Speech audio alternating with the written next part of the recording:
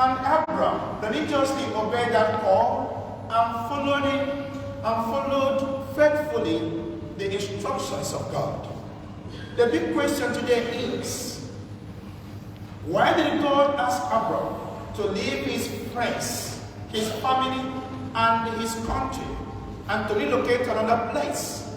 But before we come to that, funny enough, there are a few things in this passage that are quite interesting and also confusing. Let's talk about them. Number one, in this story, there was no reason given. There was no explanation offered why Abraham should leave his country and his friends at that time. There was no war going on. There was no conflict. There was no famine. There was no earthquake. Nothing was happening. And I don't think Abraham complained or being unhappy or uncomfortable or unsafe in his own country. So apparently, and humanly speaking, we can actually say that there was nothing to warrant that journey at that time. That also tells you, on the other hand, that God doesn't always offer us reasons and explanations for his decisions. Number two, the timing was also funny. And the time God made that call to Abraham was already 75 years old. At 75 years old, he was asked to abandon his life, his culture, and travel to another land, another country, to begin a new life. I think at 75, it is usually everywhere given that it should be a time for retirement. It's not a time to begin a new life, to embark on such a journey. It's a time to settle, to consolidate, and to enjoy what you have ever achieved or worked, with the friends you have made, with relationships you have established over 75 years. Indeed, at 75 years, it is not a time to go out. It's a time to return home. But that was exactly at the time God asked Abraham to leave. He has become so familiar, so used to that environment for the past 75 years, and he was asked to go. And this reminds me of an interview I listened to, I think sometime last year, during this still ongoing Russia invasion of Ukraine. There was this particular village or city. The Russians, have bombarded it more or less, and many people in that place have all left. So I don't know, it was BBC or Sky News. They went there and they saw some people still staying there. So they were interviewing this couple, a man and his wife. So they asked him, "What are you still doing here? People have left, people have relocated. It's no longer safe for you. Why are you still here? Go." And the man said, "Yes, rightly, I should go. Because my family members, my children, my grandchildren, they have all relocated to Germany, to Poland, and to some other places. But no, I can't live at this time. Together with my wife.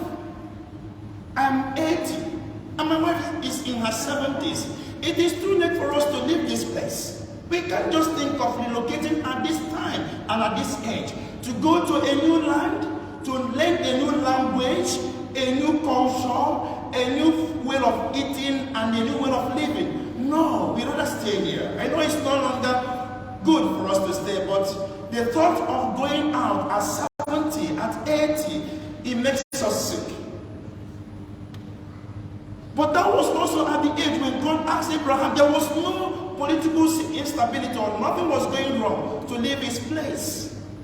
That tells you also that before God, your age, my age, doesn't determine your fruitfulness, doesn't determine your resourcefulness, doesn't determine your productivity, doesn't determine your resourcefulness. That before God, indeed, age is a number, because He can make use of you at any age, in as much as you are available and ready to cooperate with Him.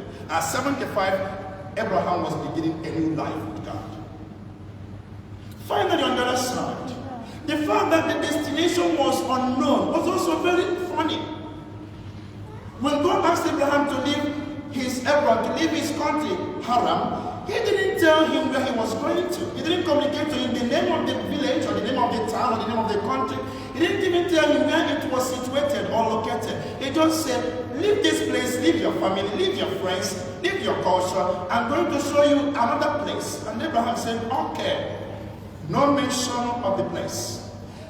By all human standard, the fact it was strange that Abraham answered that call, packed the things, and moved to an unknown place. The normal human reasoning would be, at least, where am I going to? What is the name of the place? But no, he didn't ask question. So the question therefore is, why did God ask Abraham to leave his country, his family and friends at that time? Because there was a special blessing, there was a special, extraordinary mission for Abraham, which God has prepared for him, which wouldn't be fulfilled or which wouldn't become a reality if Abraham had remained in his former country. Because his country at that time had become his comfort zone. So he needed to leave in order to become Abraham. Because at the time of call, he was still Abraham. So that movement saw him becoming Abraham. That movement saw him becoming the father of all nations. And those blessings promised him wouldn't have been fulfilled if he had remained in his country, Haran, which has become, as I said, his comfort zone. Comfort zone. What is it all about? It is that psychological state, that behavioral attitude, that way of living, that way of relating, that way of doing things that you have become so familiar with, you have become used to, or you have become so comfortable with, that outside that zone, you don't think there's life outside it. That taking you out of that place, taking you out of that way of relating, taking you out of that way of doing things, you don't think you will feel as comfortable, as happy, as okay as you used to be. For example, I may St. Anthony's. St. Anthony's will become my comfort zone. If I feel, and if I convince myself, that if the bishop takes me away from St. Anthony, I wouldn't be as comfortable as I am, that there will be no life there except in Slough, that I wouldn't be as okay as I am here.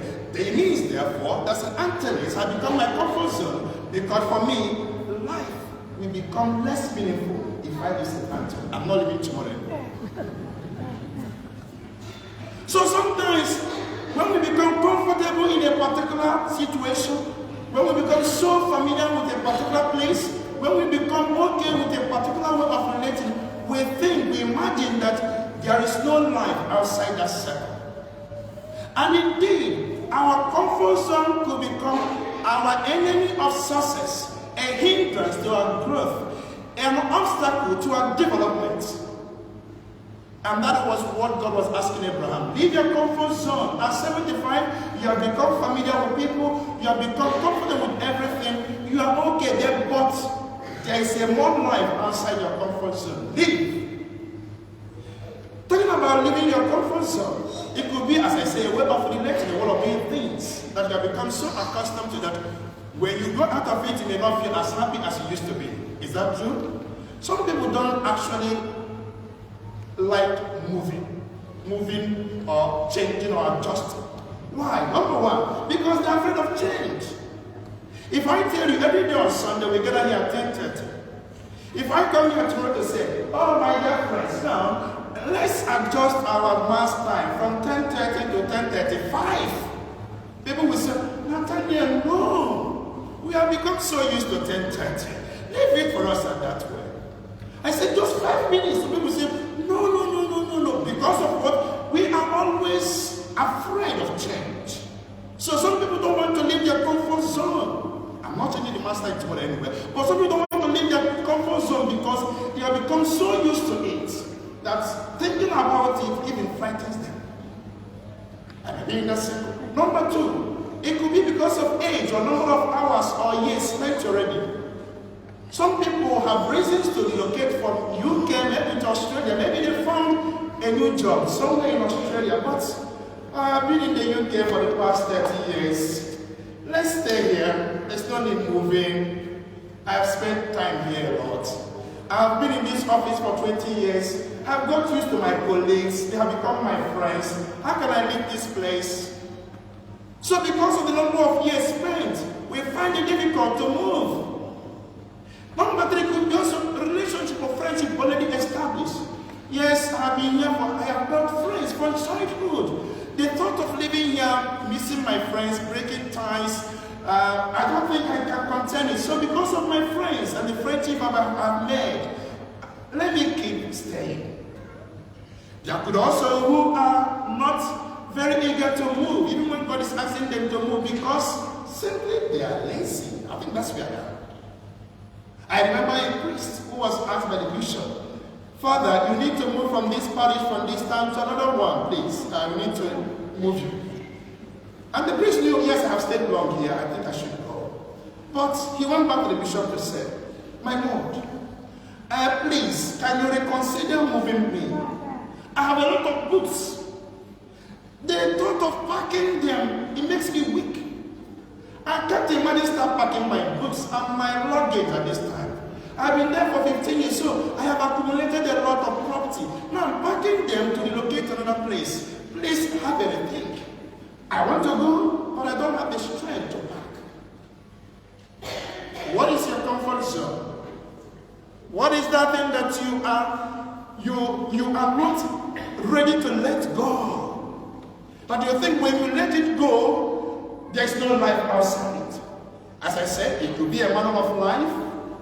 It could be a way of doing things. It could be a place. Life as a journey. We need to ask ourselves at every interval, is it the right place for me at this time? Each time you should ask that question. On this journey of life, where am I moving from? And where am I going to? Am I like Abraham going to a known place? Do I trust that it's going to be fine there? Indeed, Abraham considered the fact that moving from his place would make him lose his friends. He has a lot of property to park. He has spent 75 years in that place. And also the time, that means a change of food, a change of culture, perhaps a change of environment. Yet he said, yes, I want to move. Because he understood the person who was calling him was faithful and is ever faithful. Your comfort zone. What is it like? As I said on Ash Wednesday, our Lenten season has become our Lenten journey. And this journey we are moving. So what are we leaving behind before we encounter this? May we rise.